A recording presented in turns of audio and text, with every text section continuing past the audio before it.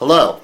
Welcome to another exciting edition of political intrigue and intellectual soul searching. This is Citizenkong.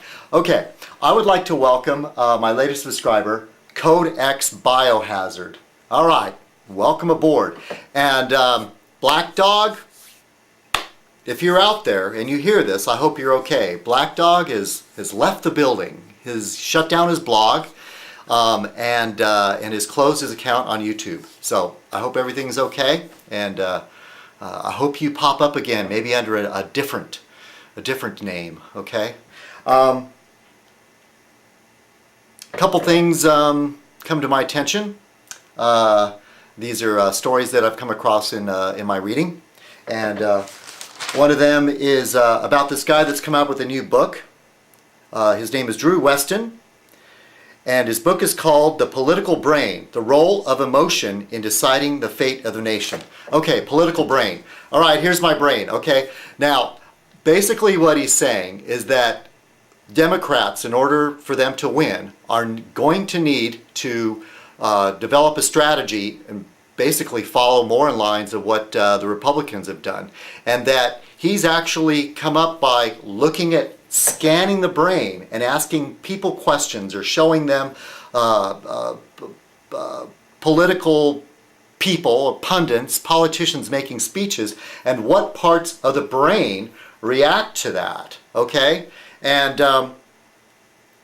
basically, people decide not with their the thinking part of the brain, but more the emotional part. In fact, the thinking part, the part that assesses, makes good decisions, is basically what he calls, in this frame, the dead zone.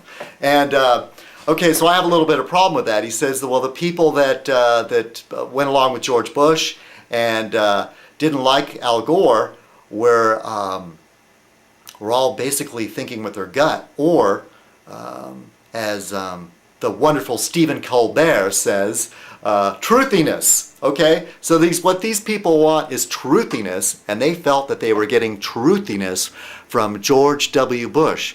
But the joke is that truthiness is something that's not real. It's something you feel is real, but it's not. Okay, so which makes me wonder, the people that liked Al Gore and John Kerry must have been using the thinking part of their brain and not the gut part. I know, Stone Man, okay, I know you're gonna want all the technical stuff. Well, technically I'm wrong on this. Stone Man, he knows a lot more about the human body than I do, and he pointed out that this is called the cerebellum, okay, and I was calling it the lizard brain, but I think the lizard brain is sort of a nickname for the cerebellum. So basically, he's telling the Democrats need to adopt the strategy of what the Republicans do, and in order to get the swing voters over there, we have to, I guess, adopt truthiness and steer away from talking about statistics and showing how smart.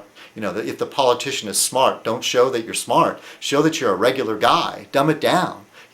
Go for slogans and things that stir the emotional part of the brain, okay? That's how you're going to swing some of these Republican or swing voters over there, And, I mean, it makes sense. I mean, the Republicans tend to win elections lately, and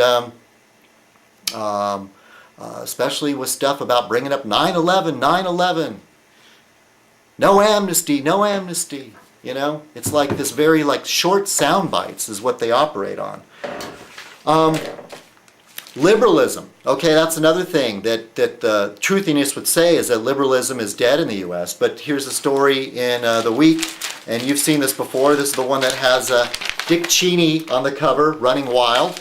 And the headline on this one says, "Liberalism back in the mainstream." And what they've done is the Week works by culling from several news sources, and they're going at the Miami Herald, the LA Times, and the Nation. And what it's saying is that as far as the polls go, and I won't bore you too much with this, but 62% oppose overturning Roe versus Wade, Gun control is 61%. We all know Bush's popularity is in the dumps. And, the Americans, and sometimes I just think, wow, we must be a nation of idiots. But, for the most part, once stuff starts coming out, we're a little bit slow to react, as a whole country. But the tide is turning. And more Americans are calling for pulling our troops out of Iraq. And they're kind of getting it that Bush and Karl Rove and Dick Cheney, they're not playing it straight. They're doing stuff where they think they can do whatever they want, and they're ignoring the law. So I didn't take the time to make a prepared speech on this, and I know I'm rambling on a little bit. I just thought I would play it off the cuff and by the seat of my pants, and which is the way I do most of these things. But I hope I got my point across. The two main points is that voters tend not to use the thinking part or the decision-making part of their brain, but they use the emotional part. And that liberalism is no longer going to be such a dirty word, and that mainstream America is coming back around. I had a teacher once that talked about a pendulum, and I'm sure you've heard of this. It swings back and forth, and it's swinging the other way. This is Citizenkong. Cheers.